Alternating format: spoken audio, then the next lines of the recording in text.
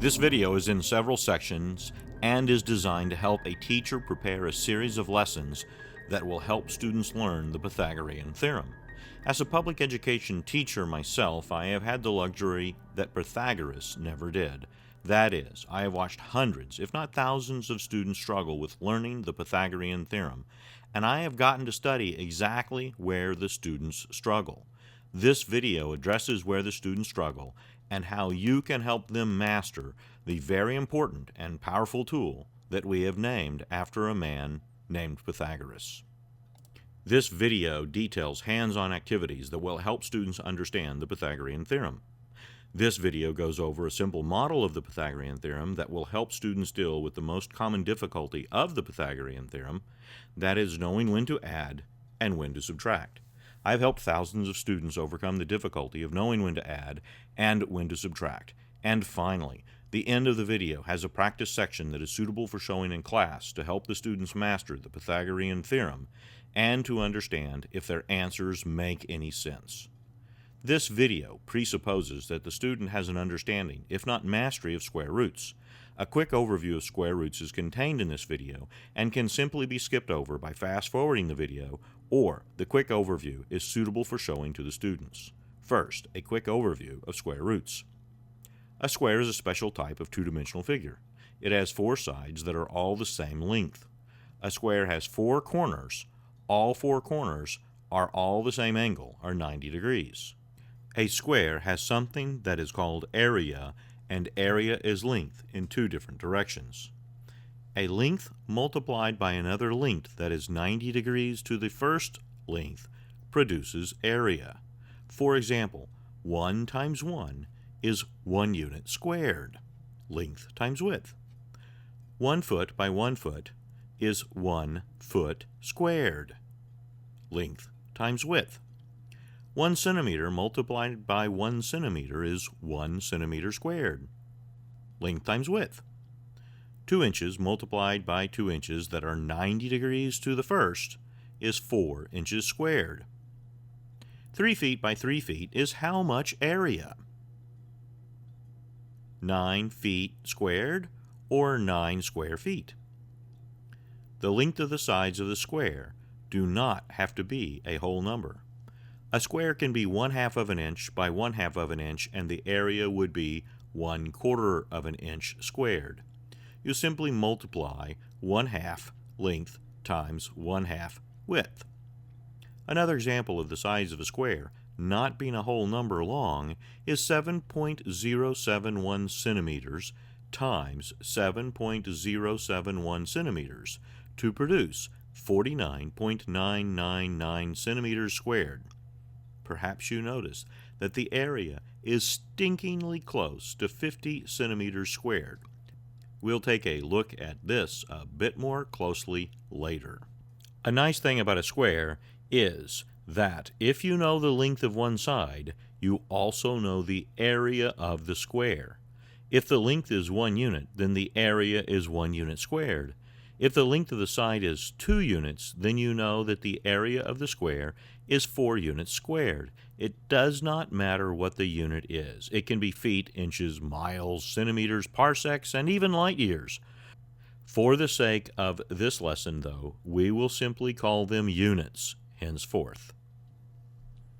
Another really neat thing about squares is that if you know the area, you also know the length of the sides. You also know the perimeter, but that is beyond the scope of this lesson, but it's still a neat thing. Let's take a look at a few examples. If the area of a square is 1 unit squared, you can simply ask yourself, what number times itself produces the number 1? Well, the answer is 1. 1 times 1 equals 1. The length of 1 times the width of 1 equals 1 unit squared. If the area of a square is 4 units squared, then you can simply ask yourself, what number times itself produces the number 4? And you know that the answer is 2. So the lengths of the side are 2 units long. A length of 2 times a width of 2 equals 4 units squared, length times width. If the area of a square is 9 units squared, then you simply ask yourself, what number times itself produces the number 9.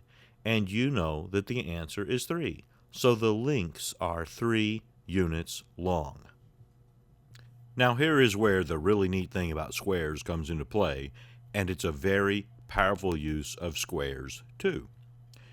If the area of the square is known, immediately you know the exact length of the side of the square, no matter what the area is.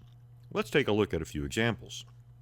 If the area is 1 square unit, then the length of the side is also 1 unit. And a neat thing about the number 1 is that the square root is also 1. 1 times 1 is 1. The standard way that we write a square root is this little check mark, or radical, in front of the number, which is called a radicand. And then this line over the number, or radicand, and then this little hook at the end means that you're finished. It is common to make the check mark, or radical, and the line over the number, or radicand, all in one smooth move. The name of the line over the number, or radicand, is called a vinculum, and a vinculum is another way that we group things. But all that you need to know right now is that this means the square root of 4, which is just another way of writing the value of 2. And this means the square root of 9, which is just another way of writing the value of 3. If the area of a square is 4 units squared, then the lengths of the sides are 2 units, because 2 times 2 equals 4. Length times width, a length of 2 times a length of 2 is 4 units squared. A neat thing about the number 2 is that it is the square root of the number 4.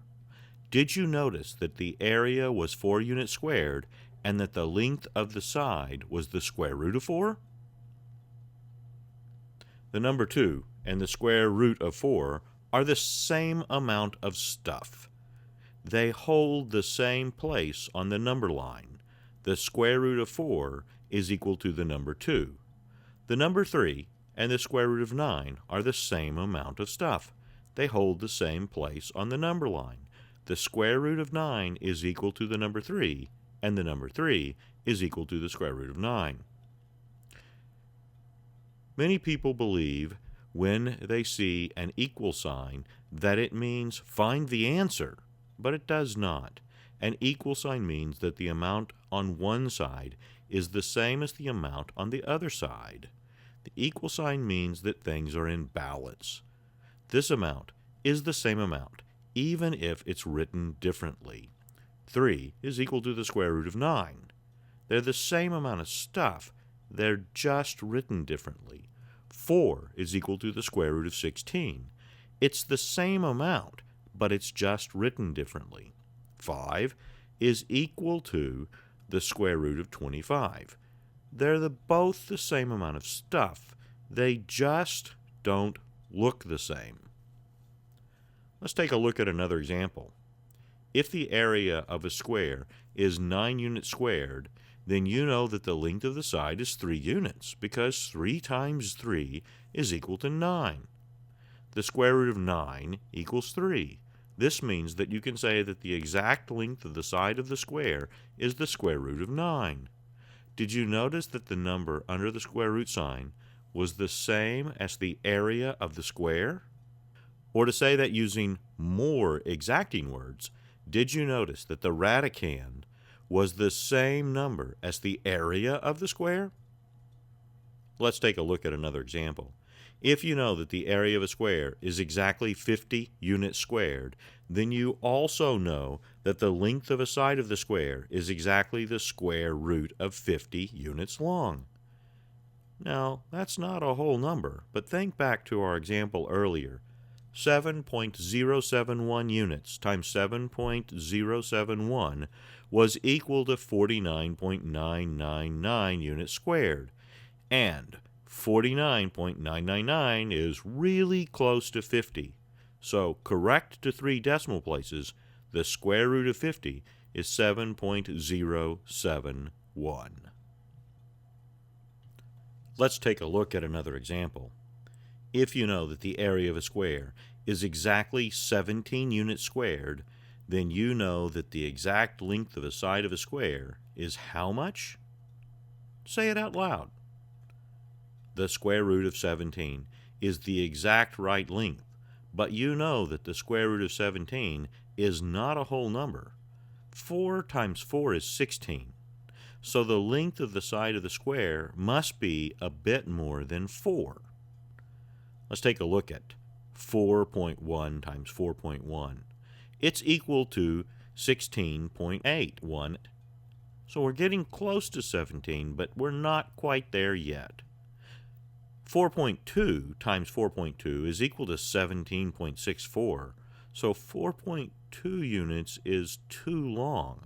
The length of the side is longer than 4.1 units and less than 4.2 units, but it is exactly the square root of 17. What is the length of the side of the square if it is 5 units squared? Say it out loud. The square root of 5 is the length. What do you know about the square root of 5? It is more than 2 and way less than 3.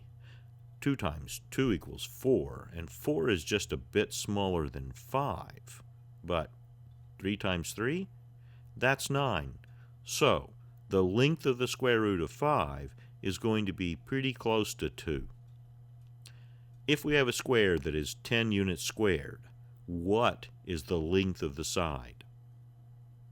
Say it out loud. The square root of 10. What do we know about the square root of 10? It's more than 3 and way less than 4. 3 times 3 equals 9, and 9 is just a bit less than 10.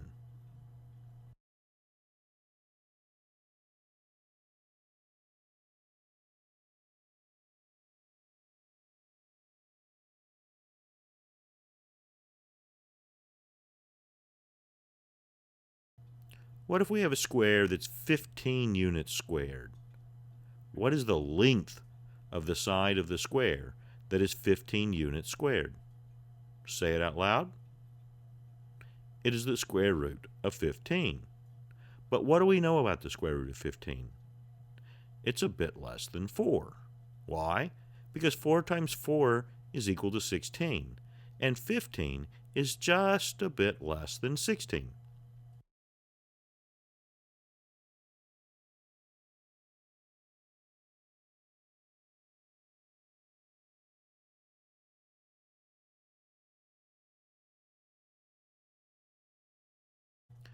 By now, you should be an expert on knowing the length of the side of a square, given that you know the area, and you should be an expert on knowing the area of a square if you know the length of one side. This next part is not designed for the students, but to give instruction to the teacher who is designing the lesson. The activity is about discovering the Pythagorean Theorem without actually calling it by its name. Just simply help the students discover the idea that the short legs of a right triangle have a relationship to the long side of the right triangle. It is very important that the students get to touch triangles, pass around some triangles, or different shapes and sizes of triangles. That is, equilateral triangles, obtuse, acute, isosceles, and right triangles. Simply cut them out of cardboard and neatly label them. For example, long leg, short leg, hypotenuse, that little box that denotes that it's a right triangle, acute angle, obtuse angle, and the names of the different types of triangles. It's not necessary to call any attention to the names of things just yet. Just let them see and touch the triangles.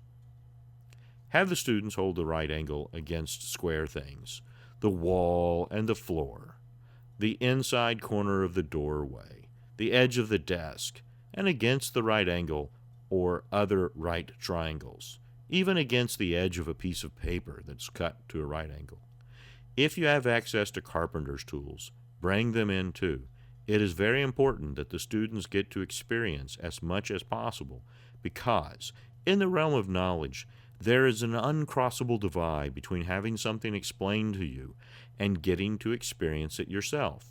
Our profession should be about creating experiences for others. So, with every lesson that you design, ask yourself, what experience can I create for the students to help them learn? The Pythagorean field trip. Look around your school and find squares. Normally floor tiles are square, but check these because sometimes they're not. Normally the tiles that are used to cover walls are square, but again, check these because sometimes they're not. Just look around because an array of squares is a very normal thing, and going to the array will make this an active experience. Here, you will help the students discover a few of the Pythagorean triples, 3, 4, 5, and 5, 12, 13, and 8, 15, 17. To keep this activity simple, just use string to make the measurements, but not stretchy string. Cotton string is a good thing for this.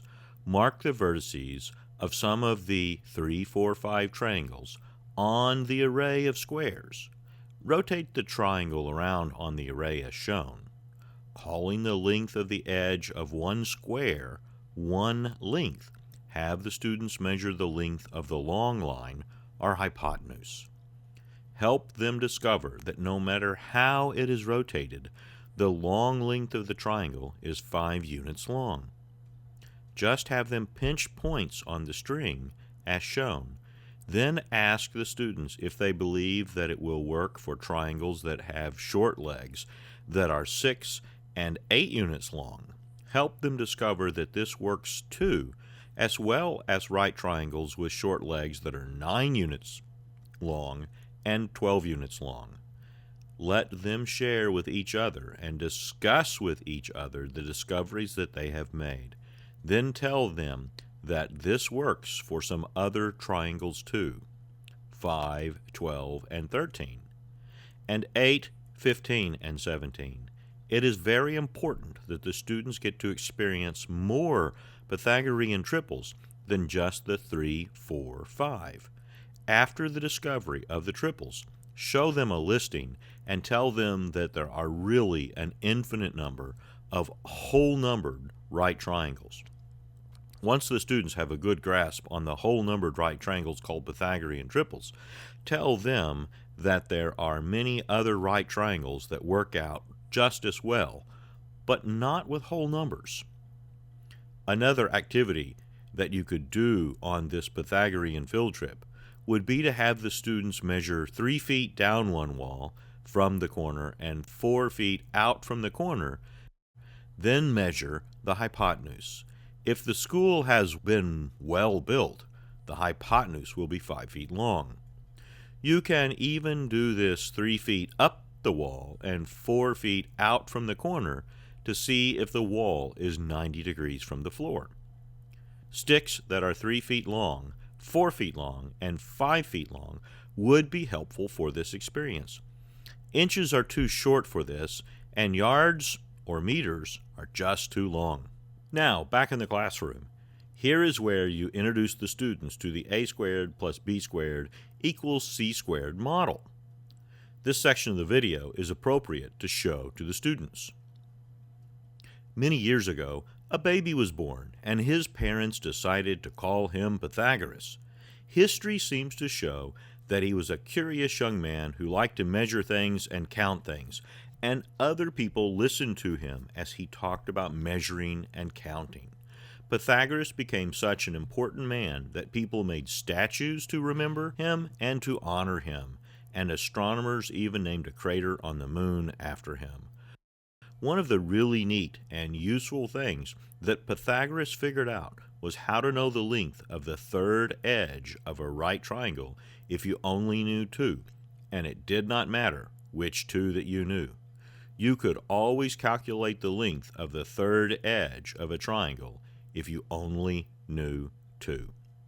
Pythagoras developed a proof that showed that one could easily calculate the third edge or length of a right triangle if you only knew 2, and he did this with his knowledge of squares. If you knew that this length of this leg of a right triangle, and you used it to draw a square, and you knew the length of this leg of a right triangle and used it to draw a square, the total area of this square plus the total area of this square would be exactly equal to the area of a square that was drawn using this length. In other words, the area of this square plus the area of this square would be equal to the area of this square, and this works for every known right triangle in the known universe.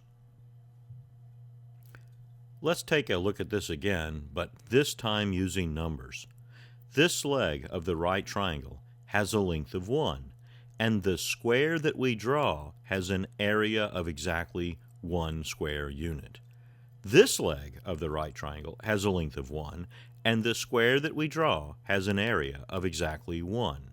Then, if we draw a square along this length called a hypotenuse, the total area of this square is exactly 2 square units. Since this is a square, and since we know that if we know the area of a square, we also know the lengths of the sides of the square, the length of the hypotenuse is the square root of 2.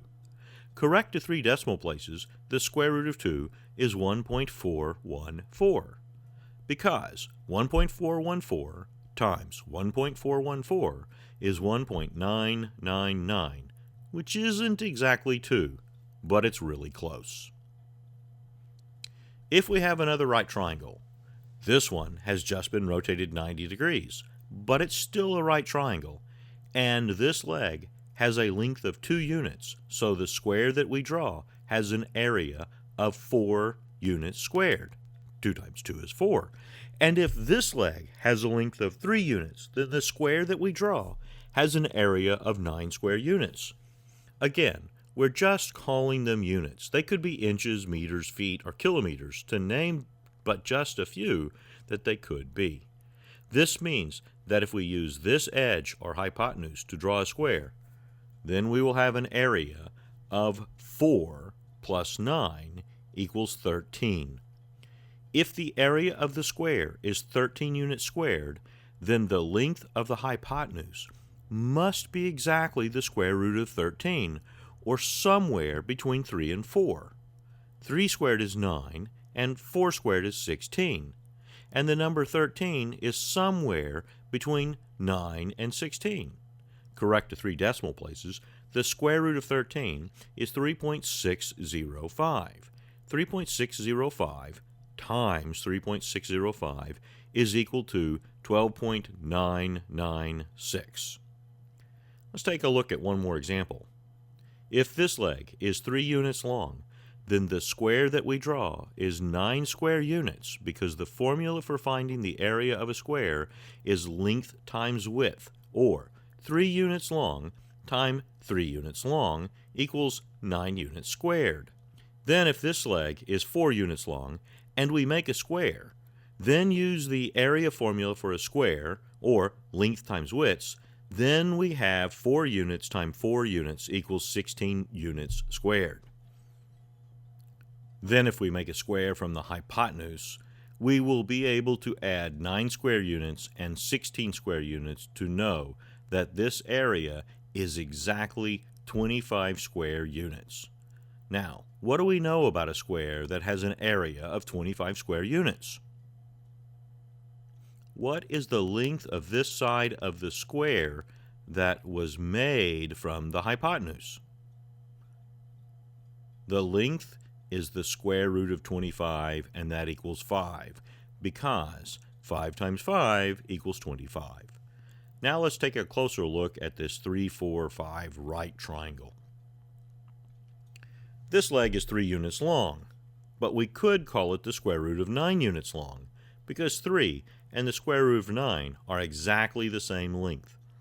If we call this leg that is 4 units long the square root of 16 long, and we already know that the hypotenuse is the square root of 25 long, then we can see that if we add the number under the square root sign to the number under the square root sign, we get the number under the square root sign.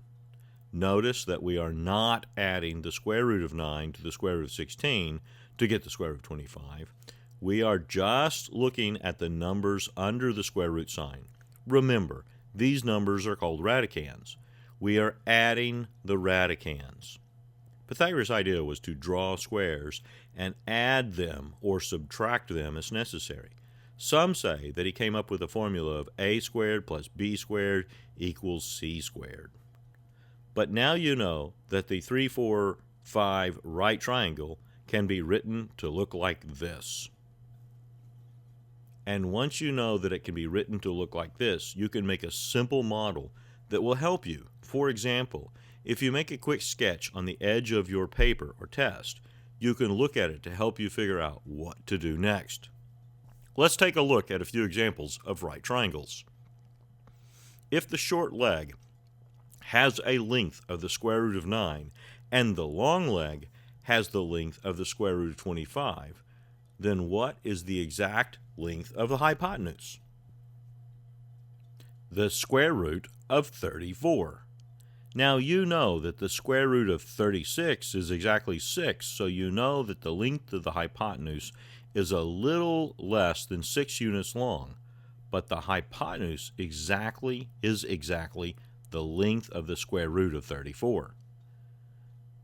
If the short leg has a length of the square root of 49, and the long leg has the length of the square root of 51, then what is the exact length of the hypotenuse? The square root of 100. Now you know that the square root of 100 is exactly 10, so you know that the length of the hypotenuse is exactly the length of the square root of 100, or 10 units long. If the short leg has a length of the square root of 10, and the long leg has the length of the square root of 54, what is the exact length of the hypotenuse? The square root of 64. Now you know that the square root of 64 is exactly 8, so you know that the length of the hypotenuse is exactly the length of the square root of 64, or 8 units long. There are two very important things about the hypotenuse of a right triangle. First, it is always opposite from the right angle, and second, the hypotenuse is always the longest length in a right triangle. In other words, the hypotenuse is never part of the right angle in a right triangle. Right angles are square and are always 90 degrees. Let's work out a few quick examples of the right triangles using the square root method. What is the exact length of the hypotenuse?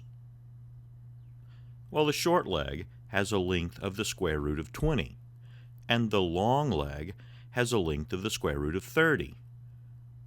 The hypotenuse, then, has an exact length of the square root of 50. What do we know about the square root of 50? We know that the square root of 49 is exactly 7, so the square root of 50 is just a bit more than 7. Does it make sense that the hypotenuse has this length? Sure, the hypotenuse is always the longest length in a right triangle, and the hypotenuse is longer than the longest leg. We know that the square root of 20 is between 4 and 5, and we know that the square root of 30 is between 5 and 6. So that means that the hypotenuse is the longest length in the right triangle. And the fact that it is just a bit more than 7 units long makes sense. It would not make any sense if the answer was way longer than 7 or much shorter than 7.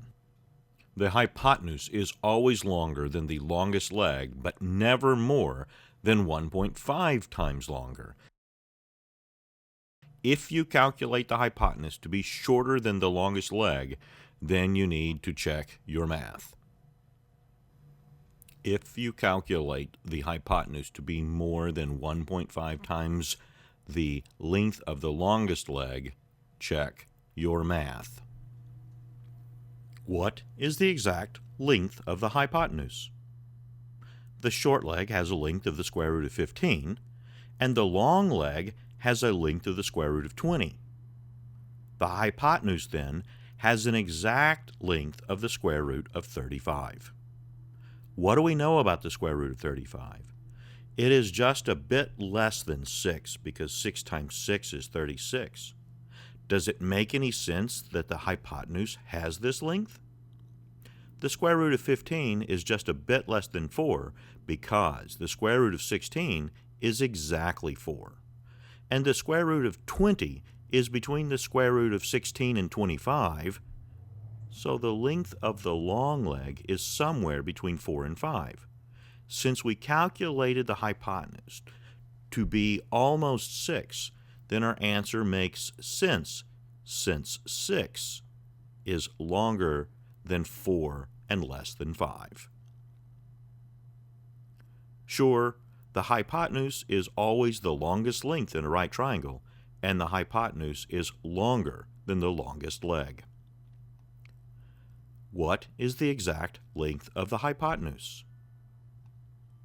This leg has a length of the square root of 4, and this leg has a length of the square root of 4.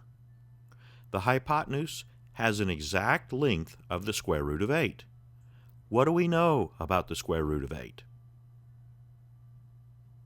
We know that the square root of 9 is exactly 3, so the square root of 8 is just a bit less than 3. Does it make any sense that the hypotenuse has this length? We know that the square root of 4 equals exactly 2, and since both legs are the same length, 2 units long, it makes sense that the hypotenuse is a bit less than 3. Sure, the hypotenuse is always the longest length in a right triangle, and the hypotenuse is longer than the longest leg. In this case, both legs had the same length, but the hypotenuse is still longer than the longest leg. What is the exact length of the hypotenuse? The short leg has a length of the square root of 36. The long leg has a length of the square root of 65. The hypotenuse has an exact length of the square root of 101. What do we know about the square root of 101? We know that the square root of 100 is exactly 10, so the square root of 101 is just a little over 10. Does it make sense that the hypotenuse has this length? It does make sense. We know that the short leg is the square root of 36, or 6 units long. And we know that the long leg is the square root of 65, and we know that the square root of 64 is exactly 8. So the long leg must be a bit more than 8. The fact that we calculate the hypotenuse to be a bit more than 10 makes sense. Sure, the hypotenuse is always the longest length in a right triangle, and the hypotenuse is longer than the longest leg. What is the exact length of the hypotenuse? The short leg has a length of the square root of 50. The long leg has a length of the square root of 80. The hypotenuse, then, has an exact length of the square root of 130. But what do we know about the square root of 130? Well, we know that 12 times 12 is 144, so the square root of 130 is less than 12, but more than 11, because 11 times 11 is 121. Does it make sense that the hypotenuse has this length? We know that the square root of 50 is just a bit more than 7. 7 times 7 is 49. And we know that the square root of 80 is just a bit less than 9. 9 times 9 is 81. So yes, it makes sense that the hypotenuse is close to 12 units long. Heretofore, we have known the lengths of the legs of the right triangle. But what happens when we know the length of the hypotenuse and one of the legs? This is where the simple model that you saw can come in really handy. You know that the 3, 4, 5 triangle is a right triangle, and you know that you can rewrite the 3, 4, 5 triangle to look like the square root 9, square root 16, and square root 25. You can look at your simple model and ask yourself, what do I do now? You know that you know this number, or radicand, and you know that you know this number, or radicand. How do you use these two numbers, or radicands, to find the number, or radicand, that is missing? That is, you know the 9 and you know the 25. How do you use those two numbers to get the number 16? Subtraction is right. You can look at your simple model that you know is right, and it can help you figure out what to do next. Your simple model will help you know if you need to add or subtract to find the unknown length. Now look at your simple model and ask yourself, do I add or subtract?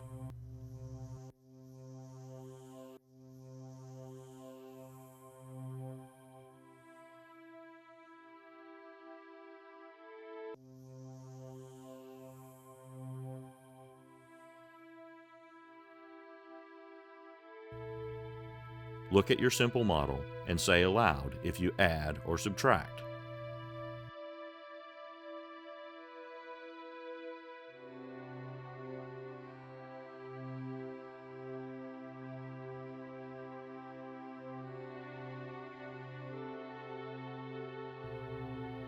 Look at your simple model and say aloud if you add or subtract.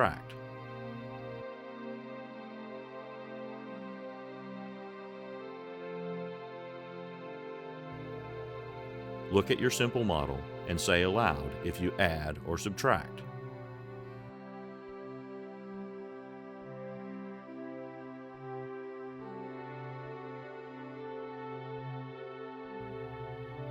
Look at your simple model and say aloud if you add or subtract.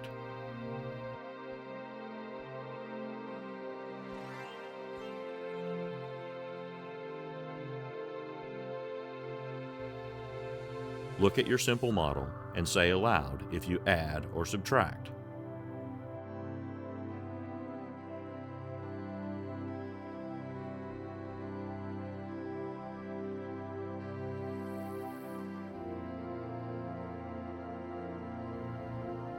Look at your simple model and say aloud if you add or subtract.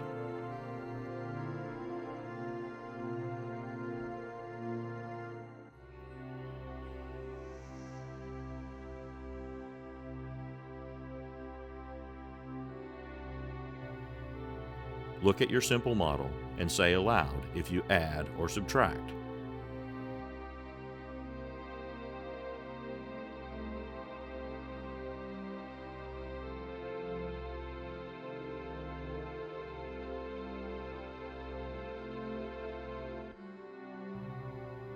Look at your simple model and say aloud if you add or subtract.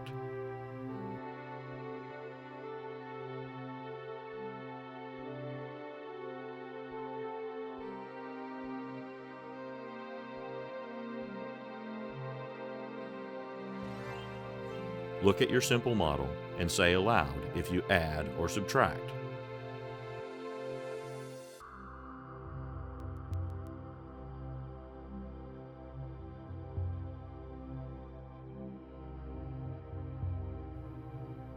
Look at your simple model and say aloud if you add or subtract.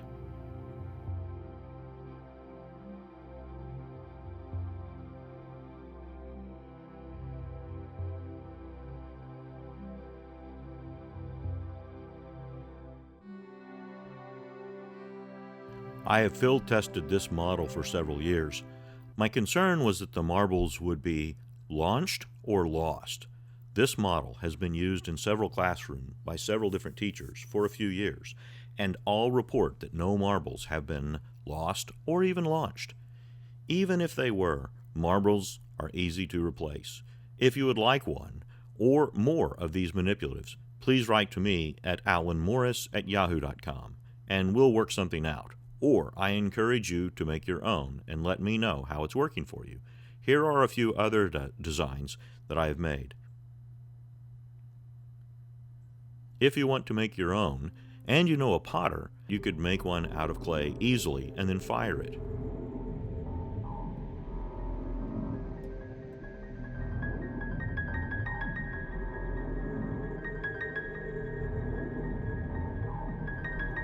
Your comments, questions, and suggestions are always welcome, encouraged, and appreciated. Feel free to write to me at alanmorris@yahoo.com.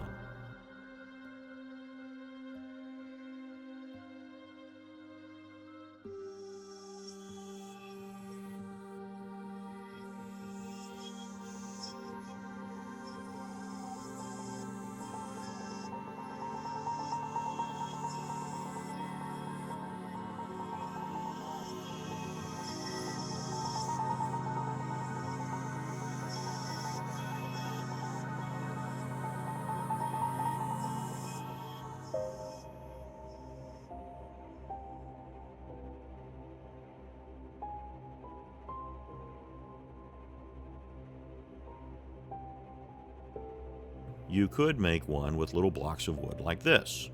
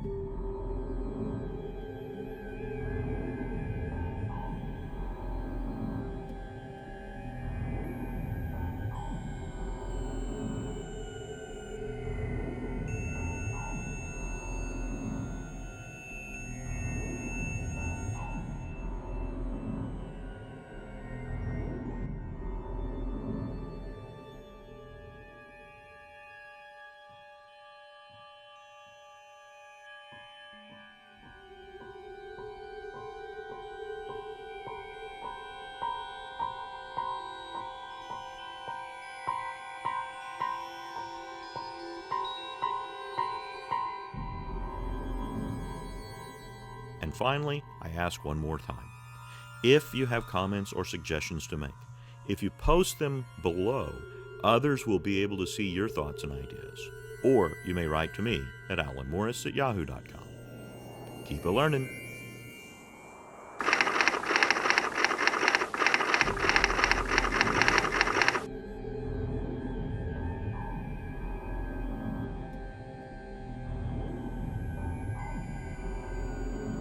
This next and last section is designed to be projected in class.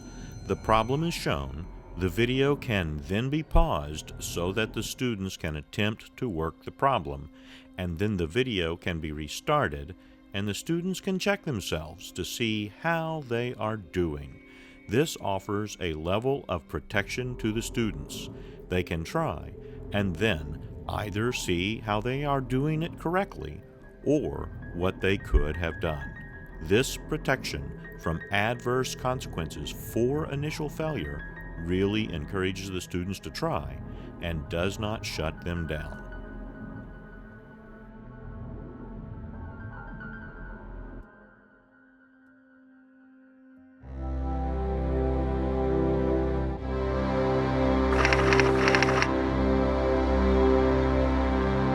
Okay, this is how this is going to work. I'm going to throw a bunch of Pythagorean Theorem problems at you. You are going to click on the pause button to stop the video. You're going to try to work out the problem, and then you are going to click on the start button to restart the video. Then you will get to see it worked out. You will either see what you did right, or you will get to see why you became frustrated and clicked on the start button before you finished the problem. But that's okay. If you really tried, then seeing the solution will make sense to you and you will get it right next time. So, let's get started. Take a look at the problem. Look at your simple model and ask yourself, will I add or subtract? Write down what you will do, either add or subtract. Then try to solve for the length of the hypotenuse, which is represented by the letter C. Click on the pause button now.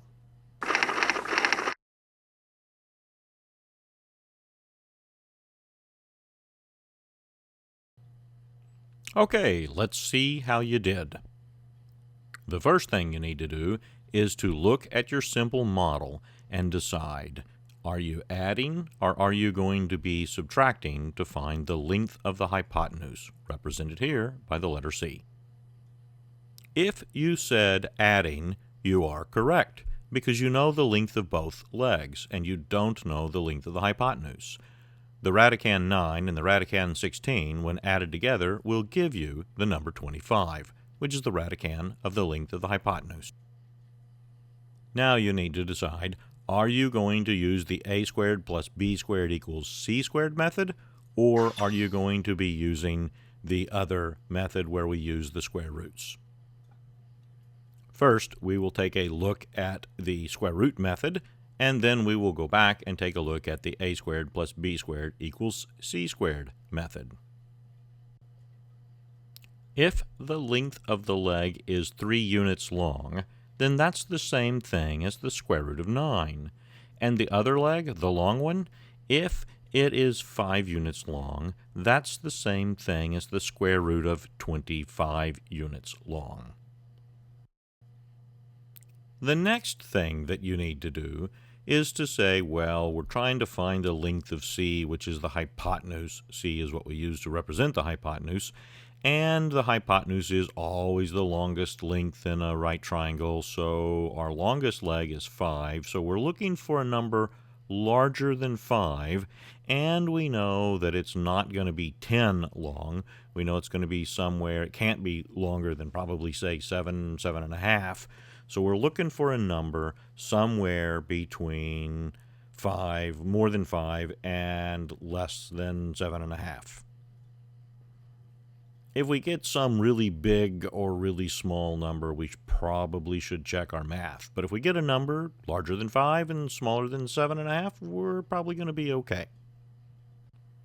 Now, we can add the radicand 9 and we can add the radicand 25, and we're going to come up with the square root of 34, or the radicand of 34 under the square root sign.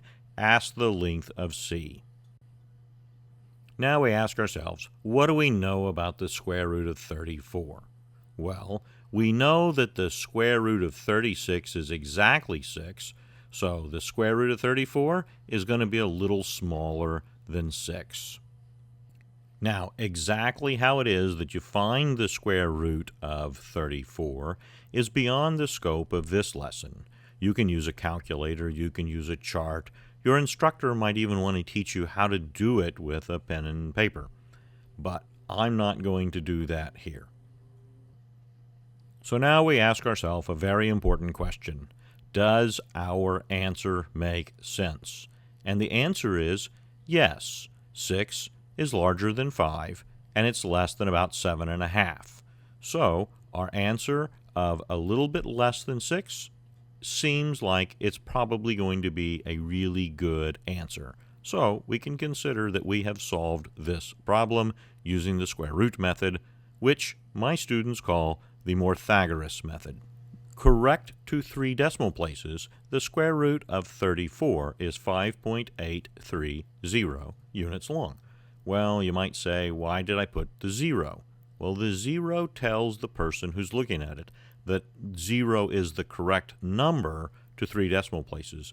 And so 5.83 and 5.830, while are the exact same number, the 0 lets you know that you have been correct to 3 decimal places.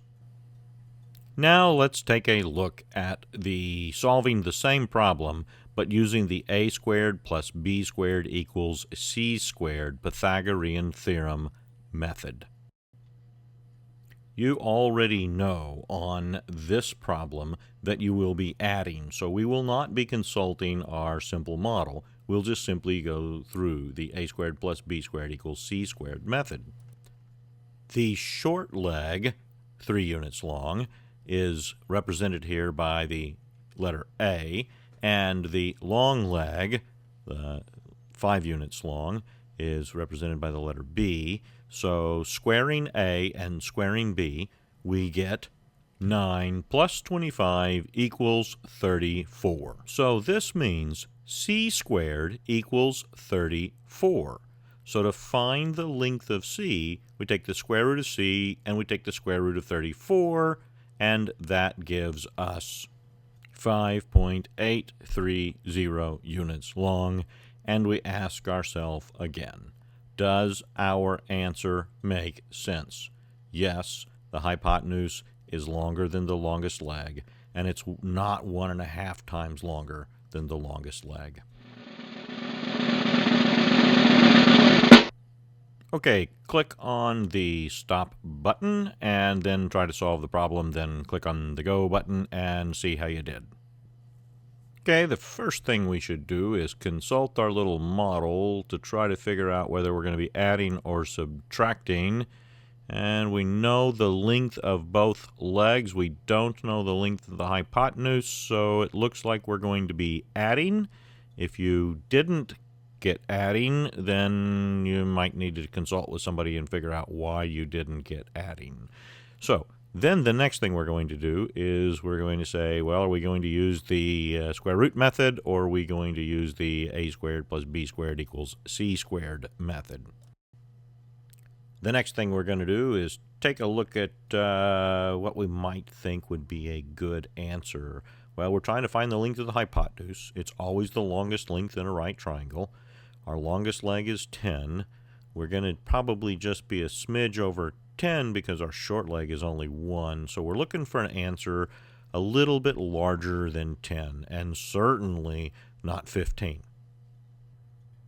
We square 10 and get 100, and then throw that under a square root sign, and then we square 1 and put that under the square root sign. 1 times 1 is 1, so we have the square root of 1. So we're going to add 100, the radicand 100, and the radicand 1 to give us the square root of 101. Now, what do we know about the square root of 101? Well, we know it's going to be just a little bit over 10. And using a calculator, we come up with 10.049 units long. Correct to 3 decimal places, and our answer makes sense. Now let's try the traditional Pythagorean theorem of a squared plus b squared equals c squared. So click on Dr. Feynman down in the lower right-hand corner, and that will pause the video. Okay, let's see how you did. We have the a squared is the squaring the 10, in this case the long leg. And so 10 squared plus 1 squared equals c squared. 100 plus 1 equals 101. So c squared equals 101. Taking the square root of c squared and the square root of 101 means c equals 10.049 units long, correct to 3 decimal places. Does our answer make sense? Yes, the hypotenuse is the longest line in a right triangle, and 10.049 is longer than 10. So now you consult your simple model to see what you should do, either add or subtract. Now you click on Dr. Feynman to try to work out the problem yourself. Let's see how you did. The first thing to do is to ask yourself, by consulting your simple model, do I add or subtract? The reason that add is correct is that you know both legs, or, in the case of the formula, you know both A and B. First, we will solve this using the Pythagorean method, and then we'll come back and use the a squared plus b squared equals c squared method. First, we will square 4, the length of 4, to get the square root of 16. So 4 and the square root of 16 are the same amount. Then we will square 5, and we will get the square root of 25, which is the same amount of stuff.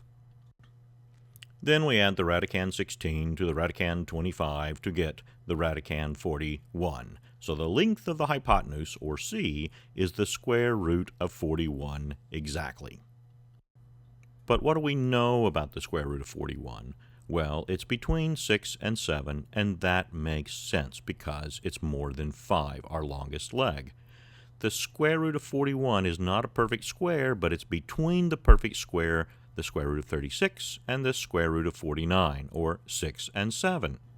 Consulting a calculator, we find that the square root of 41, correct to 3 decimal places, is 6.403 units. But does our answer make any sense? And our answer does make sense because 6.403 is longer than 5, the longest leg, and it's less than about 7.5, so it fits within the range for which we were looking. Now we'll try the formula method.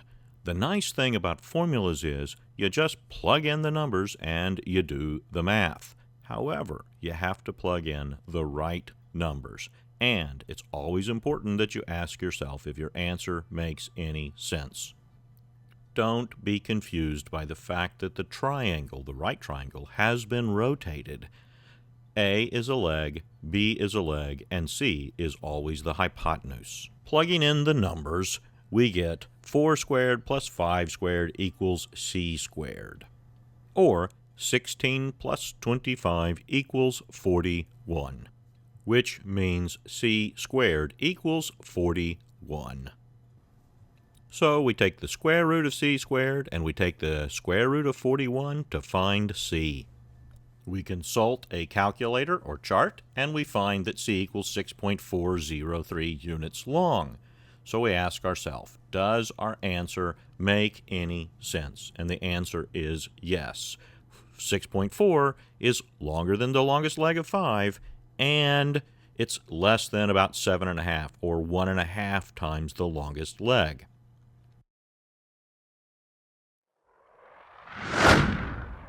Now let's try the formula method. When this sign goes away, click on Dr. Feynman to pause the video so that you can try to work it out yourself. Then click on Dr. Feynman to see the problem rapidly worked out.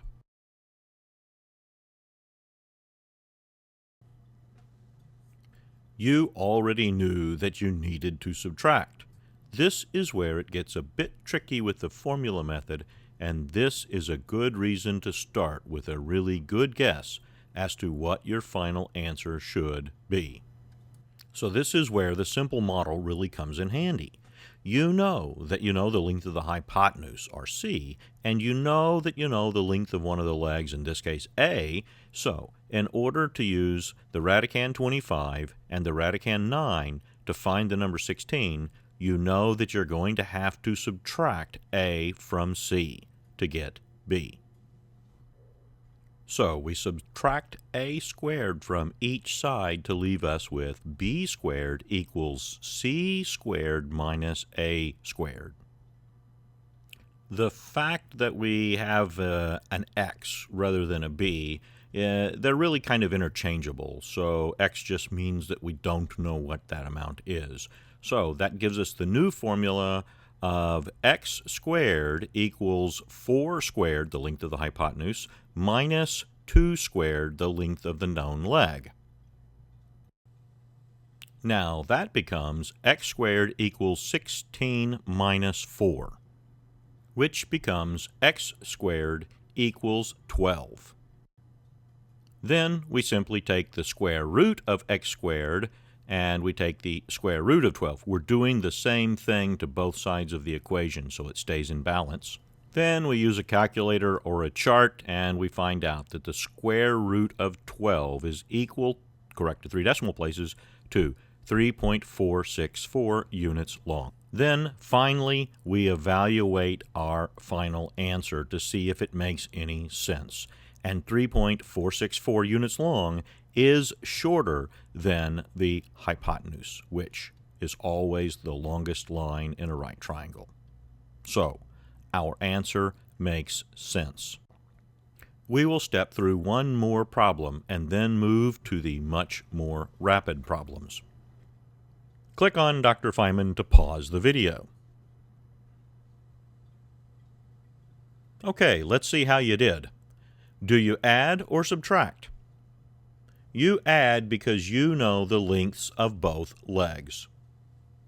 Using the Pythagorean method, we find the following. Square root 25, square root 49, and the hypotenuse is the square root of 74. The square root of 74 is between the perfect squares of the square root of 64 and 81.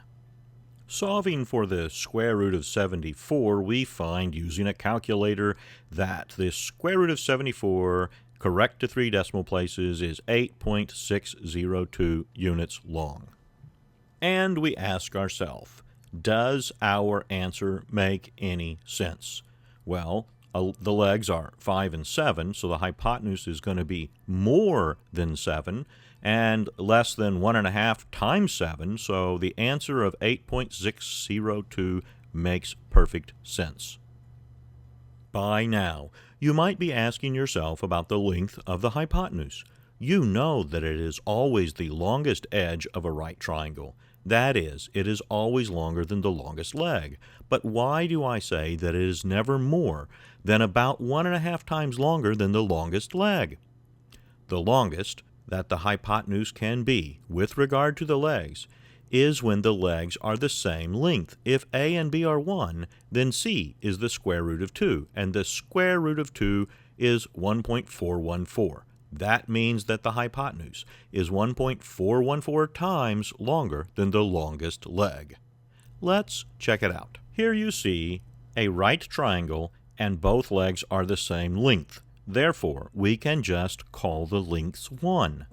If the length is 1, then that means under the square root sign, it is also the square root of 1, because 1 equals the square root of 1, and the square root of 1 equals 1.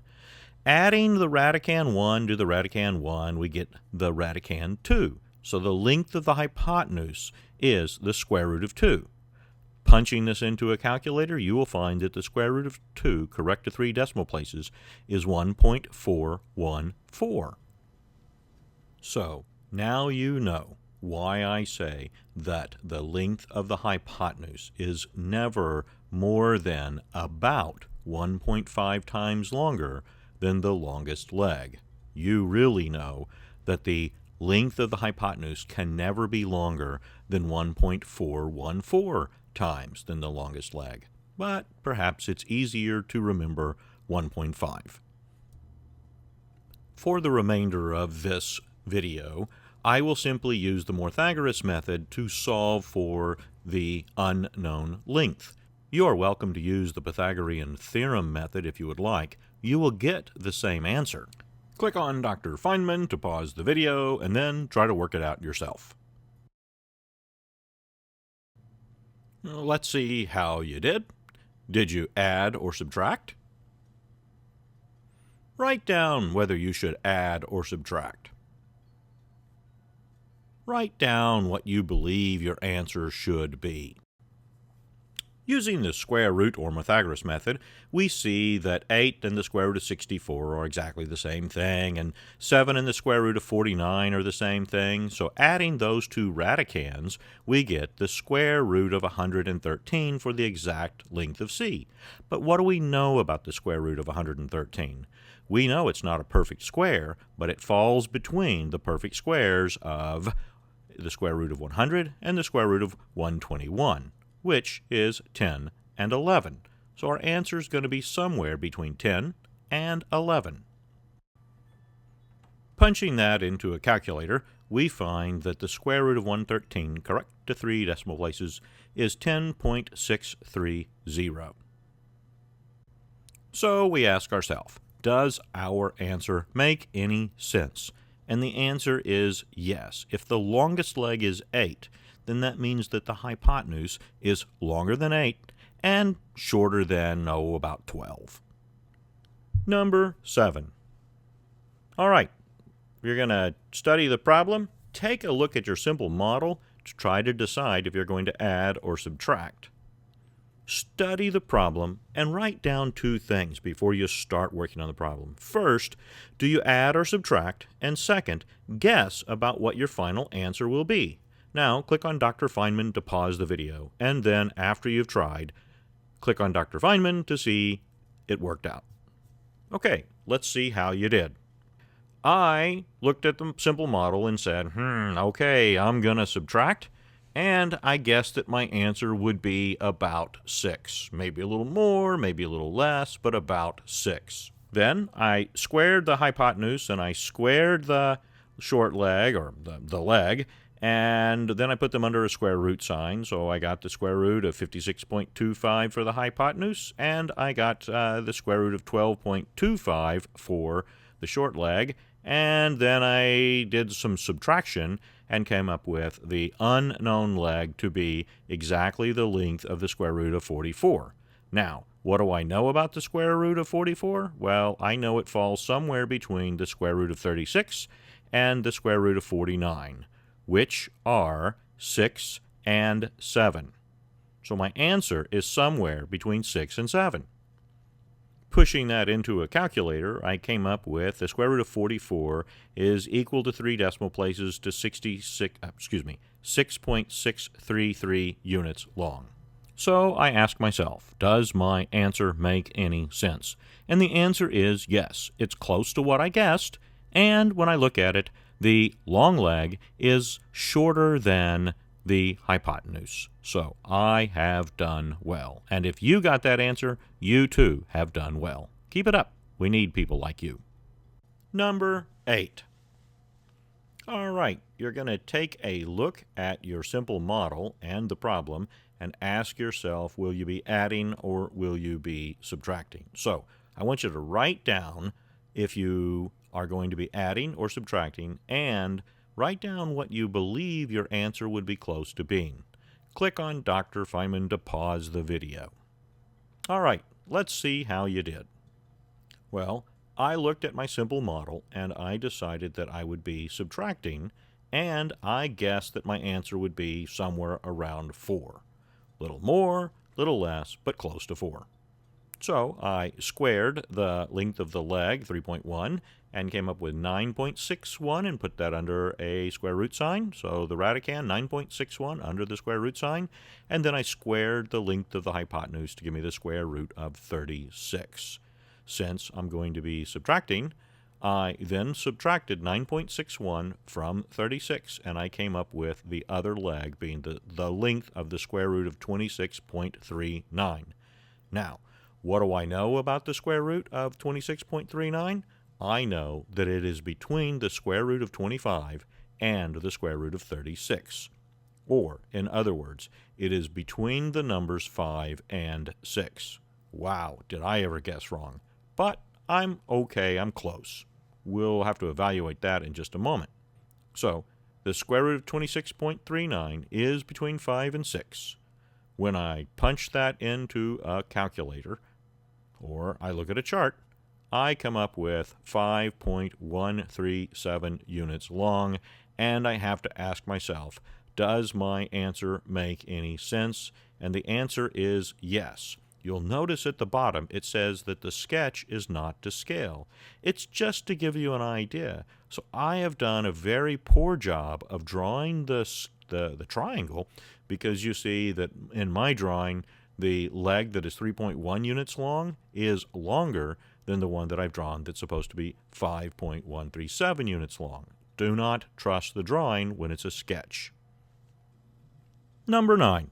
All right, let's take a look at this. First thing you want to do is take a look at your simple model and the problem and try to decide, are you going to add or are you going to subtract? Then you're going to write down whether you will add or subtract, and then you will pick the number that you think, or you'll guess what the unknown length is. Click on the pause button to stop the video. All right, let's see how you did. I looked at it and said, I'm going to subtract, and I guessed that my answer would be somewhere in the neighborhood of 3. Little more, a little less, probably a little more.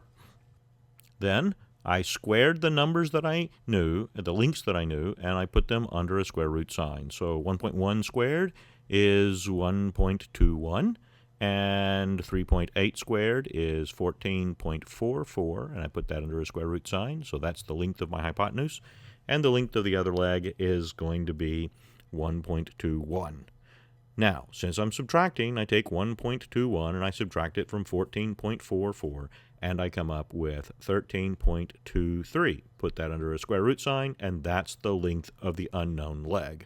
What do I know about the square root of 13.23? Well, it's between the perfect squares of the square root of 9 and the square root of 16, so that means that it is between 3 and 4.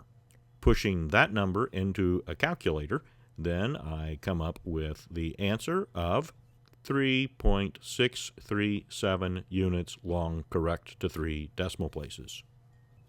And I have to ask myself, does my answer make any sense? Well, it's fairly close to what I guessed, and the hypotenuse is 3.8 long, so 3.637 is shorter than 3.8. So my answer makes sense.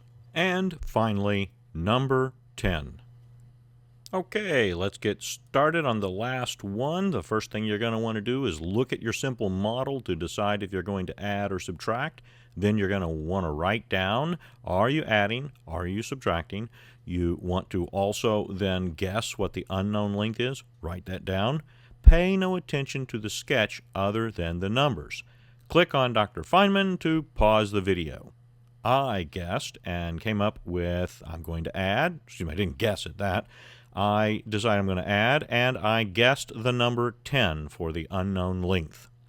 Then I went ahead and squared the known legs and put them under a square root sign. So I squared 9 to get the square root of 81, and I squared 4.2 to get the square root of 17.64. Then I added those together and came up with the square root of 98.64. What do I know about the square root of 98.64? Well, it's between the perfect squares of the square root of 81 and the square root of 100. Now, those are the same thing as 9 and 10, so I then punched that into a calculator and came up with 9.931 units long.